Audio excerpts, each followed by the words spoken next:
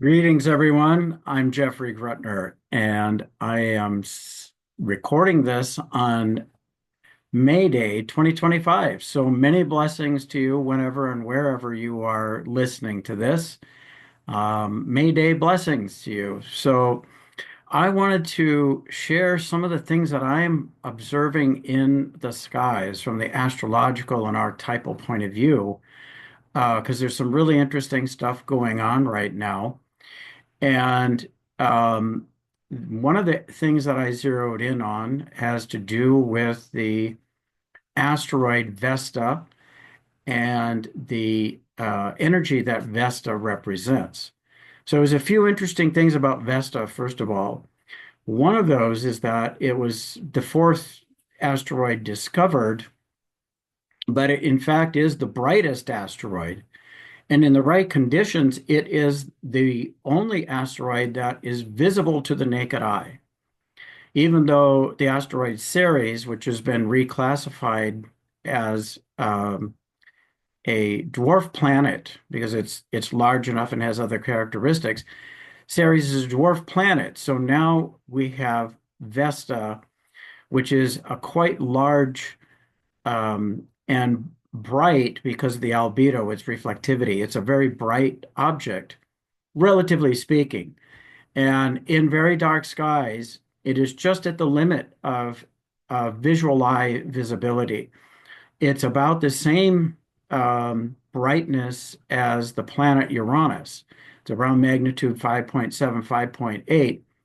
And the naked eye in truly dark skies, which of course are rare, can see out to 6.2 magnitude. So it's right there at that limit. But the whole point is that you can see it fairly easily with binoculars if you know where to look. And one of the things that's interesting about that is that Vesta represents the hearth or the inner flame. Um, and so isn't it interesting that it has enough fire in the sky that it is visible at times?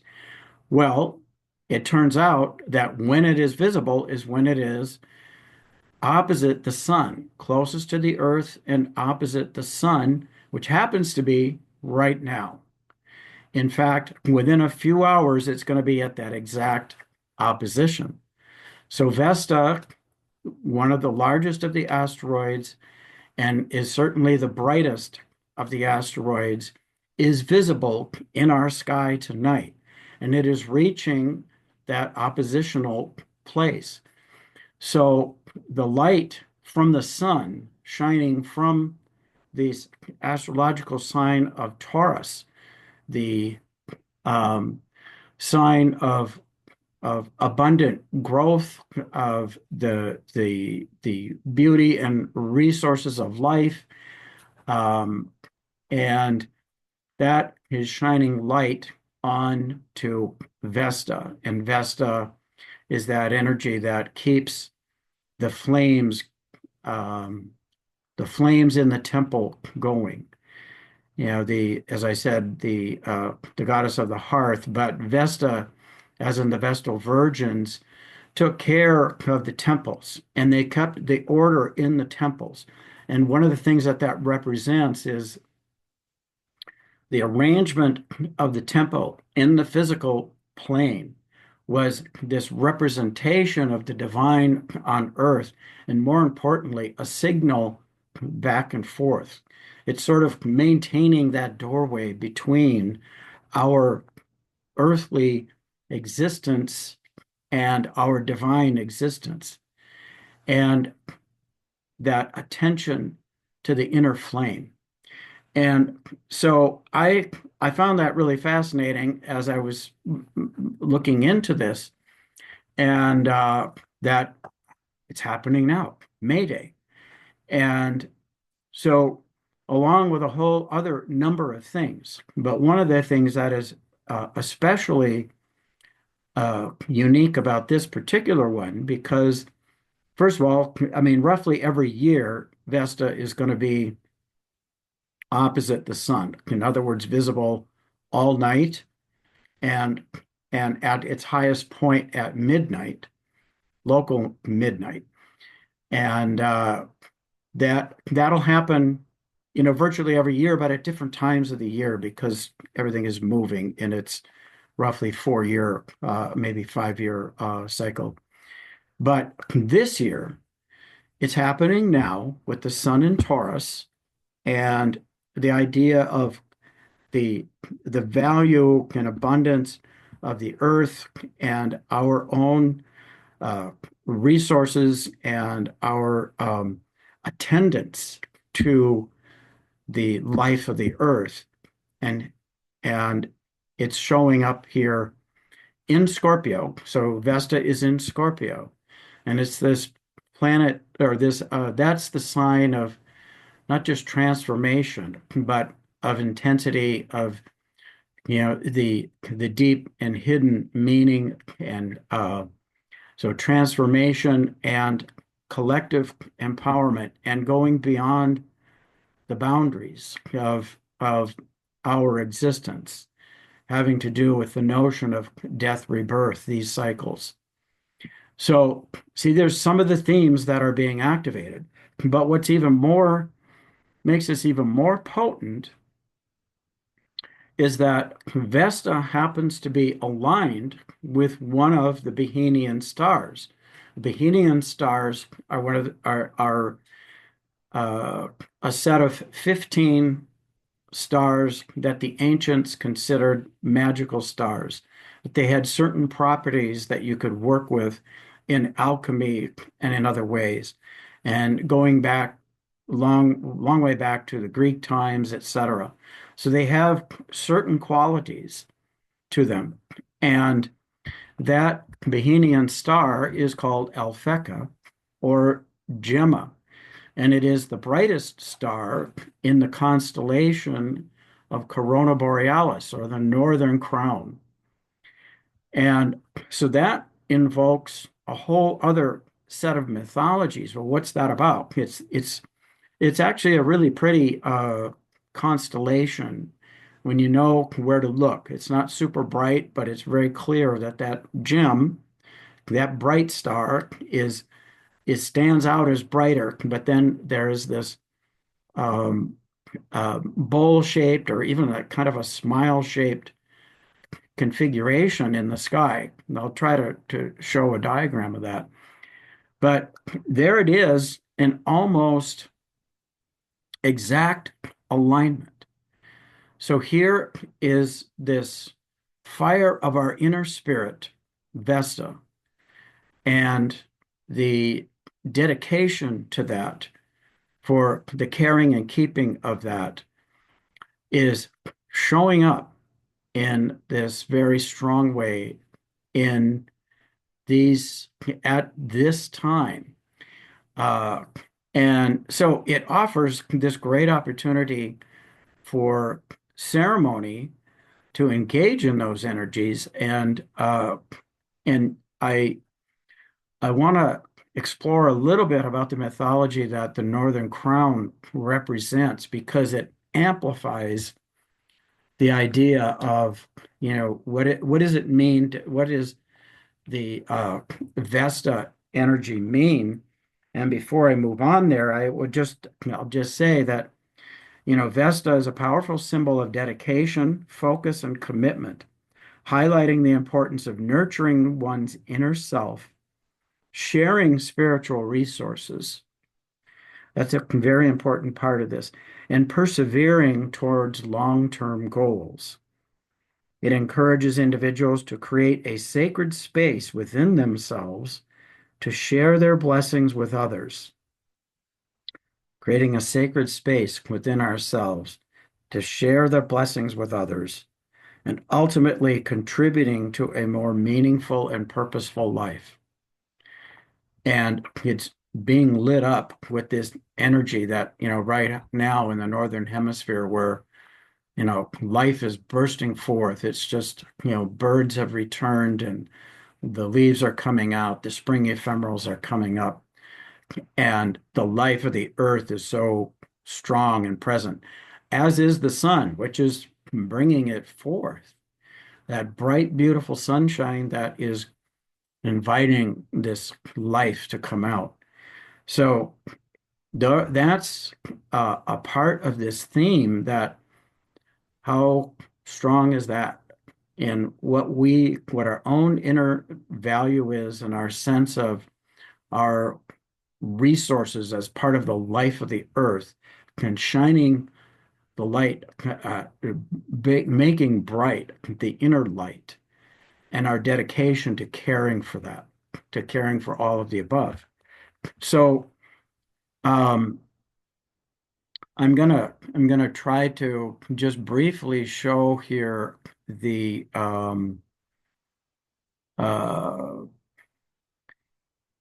let's see if it'll let me do that.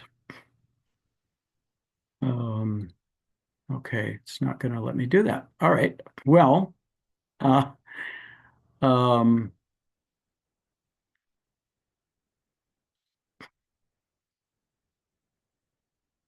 so I'll just have to move on because some reason it's my oh, here we go.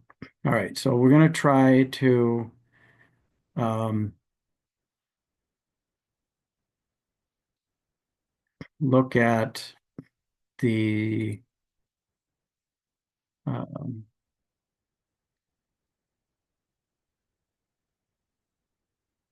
I'm going to try share screen. So first of all, let's see if I can show you this um, frame, which is the chart, and see if it'll let me zoom in on this. But, well, I'm not so sure. I'm a little bit new about doing these share screens. But here is the chart for my location. And this is happening exactly tonight at 1:27. This is all going to be very small and showing up here. But um, so let's see if it'll let me do this. Okay. Um, and here is Vesta at the top of the chart. In other words, it is due south. And it's at 12 degrees Scorpio. And here's the sun at the bottom of the chart. In other words, on the other side of the Earth. This is at late at night. And so what this means is that Vesta is, at my location at least, is on the meridian. It is going to be at its highest point in the sky, and therefore it's show up as its brightest and most prominent. Now, Alphecca, so let me see if I can bring that one up. And first of all, let's just go here to the uh, showing us the Behenian. Well, let's just go to the sky map first. And here's uh, this shows where Vesta is. This is a stellarium that shows the mythical figures as well as the lines of the constellations. Here are the scales, Libra, and here's the Virgin. So Vesta is right now right in between the feet of the Virgin. Or here it says the maiden, but the and the high priestess is another name for this, rather than maiden or even the Virgin. A more apt name might be the high priestess. And so Vesta, this caring for the inner light and shining it for others, is right there at the feet, another sense of being grounded. And here you see now well above, I don't know if you can follow the cursor, but well above it is the northern crown, Corona Borealis. And this star is Alphecca. So first of all, let me zoom in. And you can see Vesta here, just barely visible down there between the feet. And now you can see up here the Northern Cross. We'll have to move it around here to try to get it up there. Northern Crown, excuse me. And this is Gemma or Alphecca, and there's other stars that complete it. And now you might think, well, they're not conjunct, it's way off. There's this long distance. But the important part of this is that they may not be conjunct, uh, aligned in space. There's a distance between them in space. They're aligned longitudinally, according to the astrological degree. And so what becomes important is the idea of they're aligned in time. If we were to go back to the, as I showed you the chart, and that arrives, Vesta and the star Alphecca arrive on the meridian, due south, high in the sky. There'll be Vesta, which you'll need binoculars to see, but you should be able to see in a good dark sky, the feet of the high priestess. And then above that, you'll see the crown. And they arrive at the meridian at the same time. And that's one of the ways that they're activated. So we look at the chart and we see these degrees, but in real time, in the real sky, it shows up as arriving at the meridian at the high point at the same time. So now to go back to these other parts here, I'm going to focus in on, here is Alphecca, which it shows up it's officially named Alphecca, an eclipsing binary star in the constellation Corona Borealis, 75 light years away from the sun. And it's constellation Corona Borealis, 12 degrees, 34 minutes of Scorpio. So you can see that it is really, really close to that alignment tonight. When it goes into opposition to the sun, it is less than a half a degree, less than the diameter of the moon in terms of that alignment. The influence of this star is related to Venus and Mars. And the gem that goes along with it is topaz. And, topaz, a silicate mineral made of aluminum and fluorine. And it shows the chemical formula there. And it's a gemstone that represents, let's see if I can get that to pop back up. That doesn't want to. Okay. All right. Well, anyway, the herb associated with it is rosemary. And rosemary has some medicinal properties, including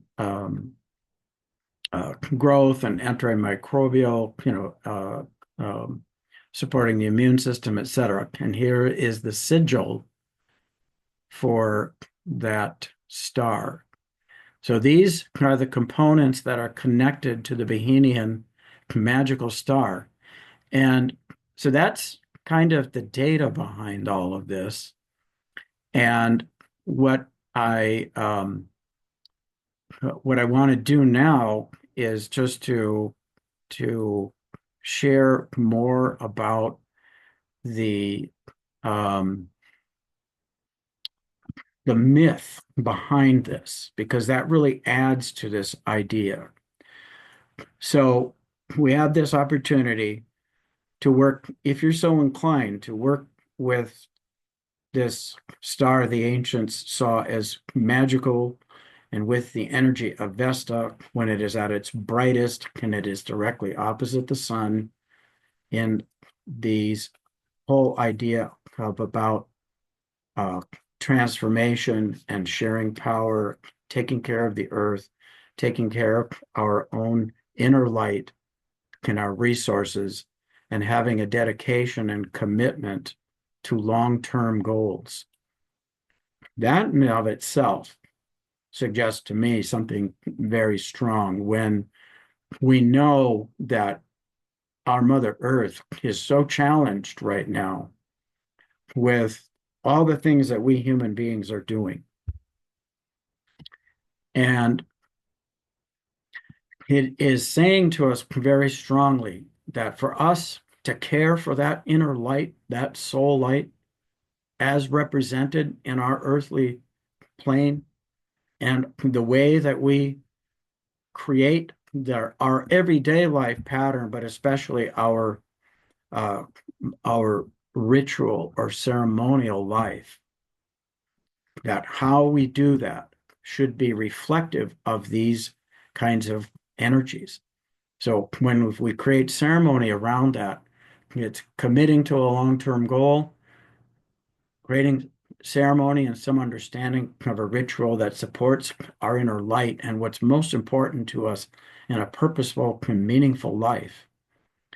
And that without the resources and the ecosystems that support it, without the life of the earth, all that abundance that is representative of Taurus, all of that goes out. So it compels us to do that, to focus on that, and to look away from the threat, but find ways, the threat to the life of the earth, but rather to the ways that we can work together in collective empowerment to transform the way that we are doing things that care for all of us, the light of the soul for all of us, sharing our spiritual gifts, Vesta again, sharing generously. You invite someone over to sit by the hearth to warm themselves. You tell them a story. You share your inner world, your own soul path. And however that comes out for you, however that is creatively lit up for you, Venus and Mars, creativity, bringing new life in.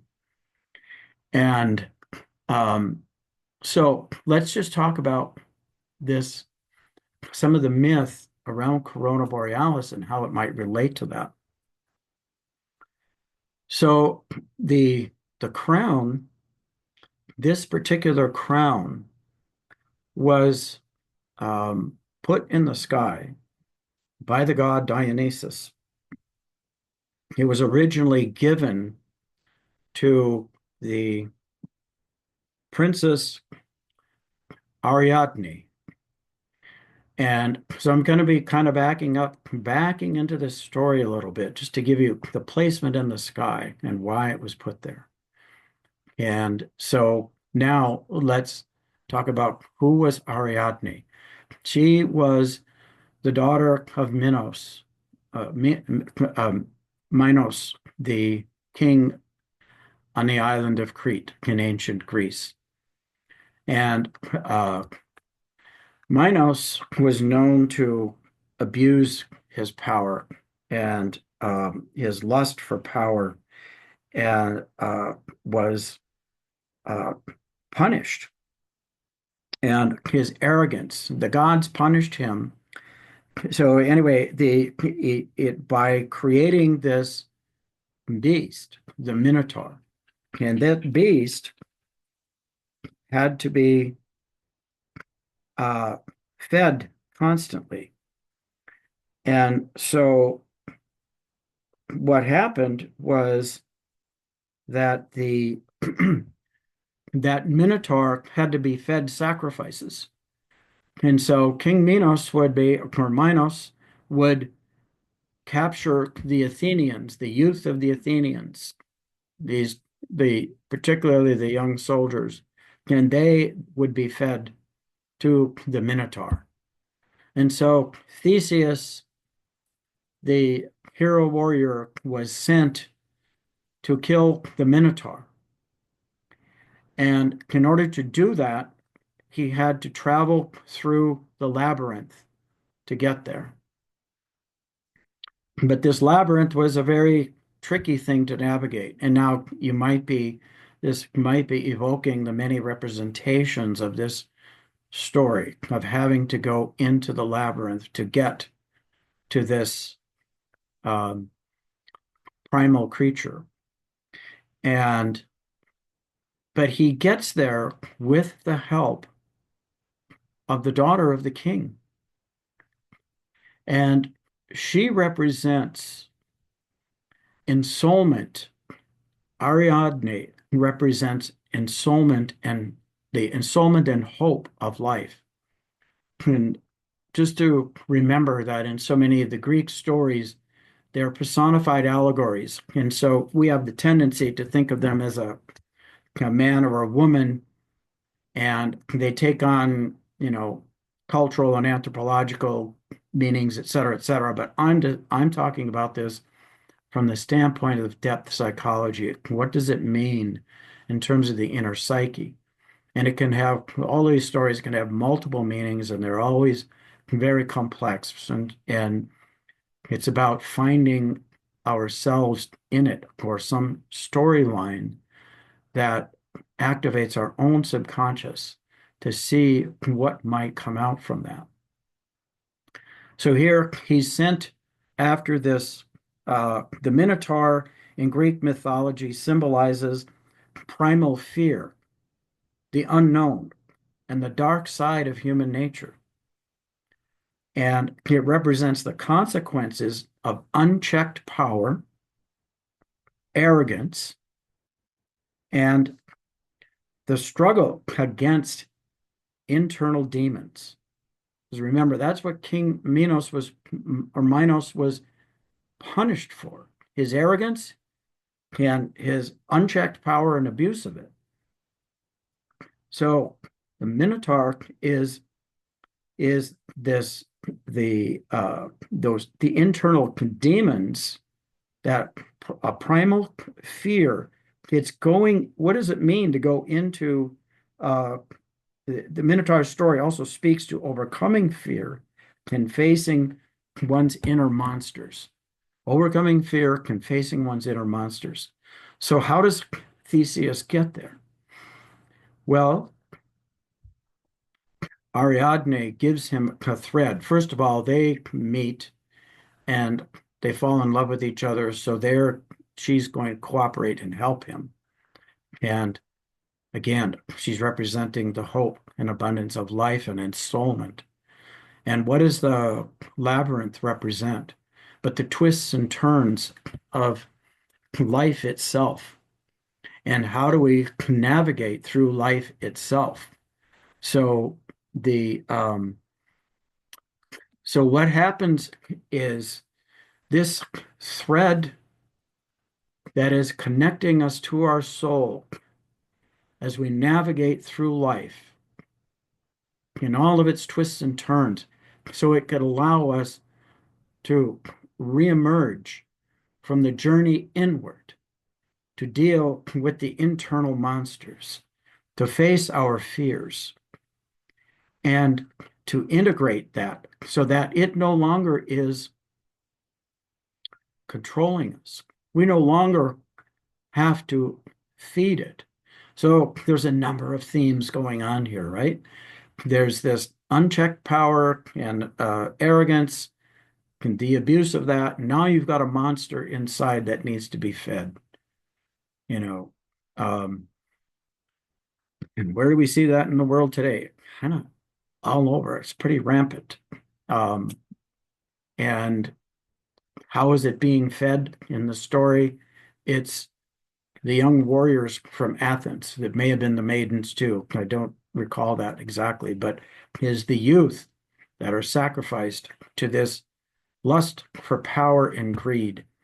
And the only way out is through the avenue of the hope of life and ensoulment, and traveling through the labyrinth of life with that thread connected to the soul, and to arrive at the center and having the courage to face that fear, face that unknown in this power, and to slay it. And in this case, it's not, we can symbolically slaying it is somehow about incorporating it rather than eliminating it or getting rid of it, but understanding it. It's an element of us, of our primal nature, of the primal human nature that has to be integrated into the larger personality to allow the ensoulment. So then what happens is Theseus accomplishes this task and he's able to come back out of the labyrinth with the help of Ariadne. And then there's some things that happen that change the story. And Ariadne is on an island. And Dionysus is present on that island, the god Dionysus. And he falls in love with the beautiful Ariadne. And when Theseus arrives, the god tells him, "Scram, buddy, she's mine now." There's other versions of that, but basically, Theseus has to abandon Ariadne and continue on his journey, having accomplished his task. But Ariadne is elevated at this point. She's now the wife of the god Dionysus. Dionysus, if you may recall, he is this, everybody goes, well, he's the god of wine. Well, he's the god of ecstasy, and he's also the god of art and theater, of creativity and wildness. He is also a nature god. So there's all these elements of wildness and nature that come into creativity. Another repeat of the theme here. And what he does is he creates a crown for his wife, Ariadne. And in some instances, it is a crown with gems. And in another telling of the story, that crown has all of these beautiful flowers and elements of nature. And that Alphecca or Gemma, that bright star in the middle, is the knot. And so it's either a knot or a gem of topaz, and that represents that sacred marriage that happens. So Ariadne representing the hope of ensoulment and the hope and beauty of life, and this connection to nature, is married to the god Dionysus, and that god represents us bringing forth our creativity from this union of soul and nature. These repetitions of themes are really rather remarkable. And when Ariadne, who is mortal when she dies, or the versions of the story, he simply puts the crown into the sky to represent that. So Corona Borealis is this beautiful crown that was assembled for the wife of Dionysus. And so you can kind of unite in your mind all the elements of these stories. And it exists there in the sky to remind us of, the connection to beauty and hope and loyalty, and the other things that are about the nature of that particular star also have to do with good fortune, like I said, and good fortune, but also this productive, fruitful life and dedication and endurance. So the connection, that a tie that brings the crown together, our connection to soul, connection to our vision, our long-term vision, and that gem, or the knot that ties it together. And it's the call to bring into, since the feminine aspects so often are representing the inner life or connection to soul, etc. And the masculine aspects, because in this case, Dionysus is considered a masculine aspect. There are other feminine aspects of that. He's also kind of connected to chaos, like some other characters, like Eris. But he brings chaos, he brings theater, he brings creativity and and beauty and art. And it's all expressed from these ecstatic states. And it happens when he's united to this pathway to ensoulment, if Ariadne represents ensoulment. So now we put these things together and we have the alignment of, of Vesta with Alphecca or Gemna. So we have the ensoulment uh, lit up, uh, fired up, and that dedication to our purpose and having the endurance and perseverance to work with that and continue that. And part of the way we do that is incorporating it into the everyday life and the caring of uh, our everyday life. Vesta represents that, but ceremonially. And when you can combine those, when your life is a ceremony, and you have meaning in the routines, then you are broadcasting this message to the universe all of the time. And you're also opening the window, you're opening the pattern, you're tuning in that when we arrange things, I'm a ceremonialist, as many of you may know, some of you may know, and I create these spaces and the way we arrange them, and you probably do this yourself, when you arrange your altar or, um, even doing feng shui in your house, you're arranging things so that the flow of energy has a pathway. There's this flow between spirit and matter that takes place. And those can be very powerful. And moving those into a different position represents something different. And this is why we repeat certain rituals in the way that we do, because it unlocks the the doorway for this particular interface between our life here and the spiritual life and bringing them together as one. So this is a really powerful occurrence tonight. Here in Minnesota, we're at 127, and again, I'm recording this on May 1st. And the other interesting thing, I'm going to see if I can bring back up this chart. I guess I need to um, uh, do share again. Um, so bear with me just a minute.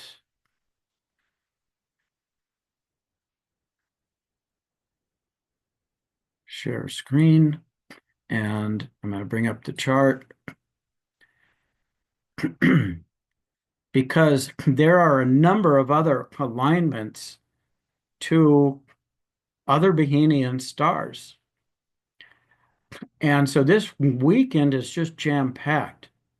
But the first thing I want to point out, again, now these are obviously for those of you who are listening who know astrology, this will make sense. For the rest of you, it might not make so much sense. But here, if you can see the cursor, because I don't know how to to make it stand out more. So I'm trying to wiggle it around the cursor, the sun, this target shaped figure here at this bold line at the bottom, that represents that it's at midnight on the other side of the earth. And Vesta high in the sky and at the south point, at what we call the midheaven. And above that is the Corona Borealis and Alphecca. But here, the moon has just set. So just prior to that, there will be a crescent moon visible. And here's an interesting thing. And here, the Behenian stars are activated. powerfully over the next several days. Because here's the moon at 13 degrees Cancer.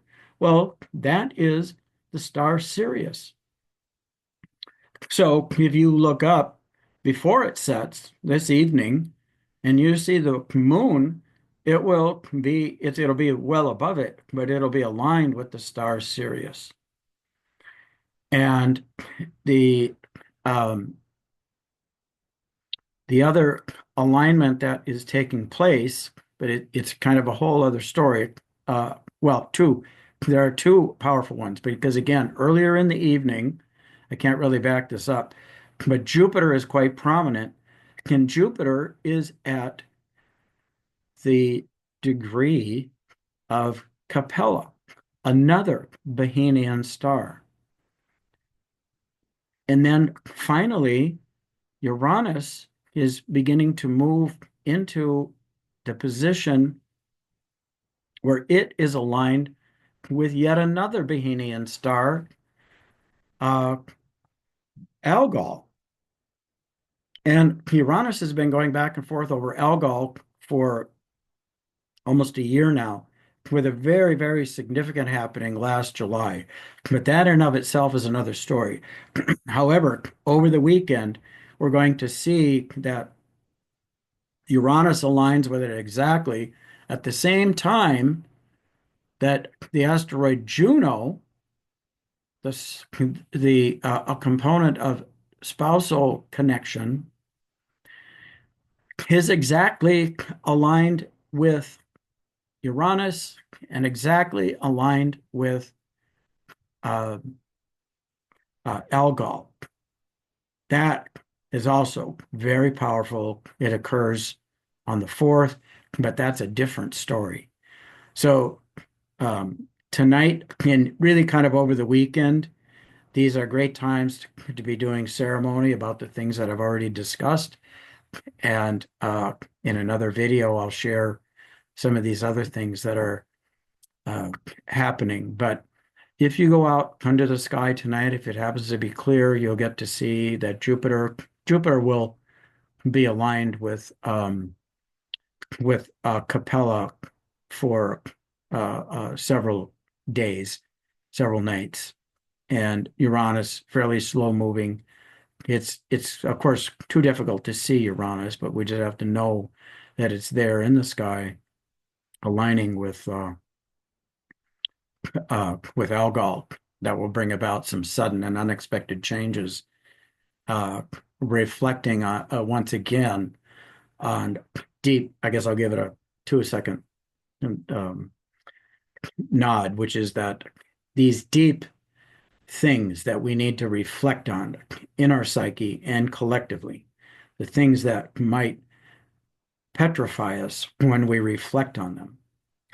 Uh, and also, these are kind of my own opinions. There's different things that go with the story of Algol, but it is the steeper connection to the collective unconscious and what happens when that goes outside the ordinary boundaries, and then we have to reincorporate it and bring it back in. Because when we do, when we go outside it can wreak havoc, certainly with this established order.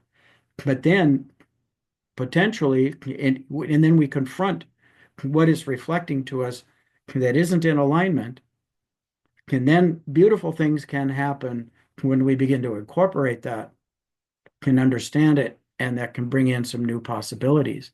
So those are other themes, and they're kind of similar, but they have very different energies. So tonight, and actually Vesta will be visible for several nights also, um, as it's in opposition, but it's exact tonight. So anyway,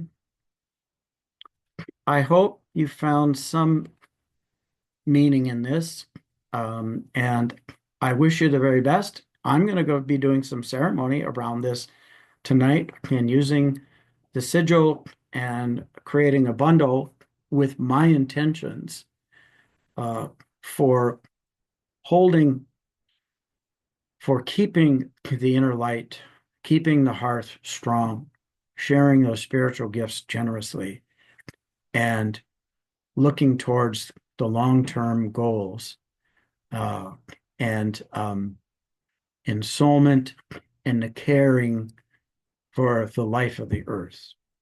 So, wish you all the best. Itake-asan. Thank you.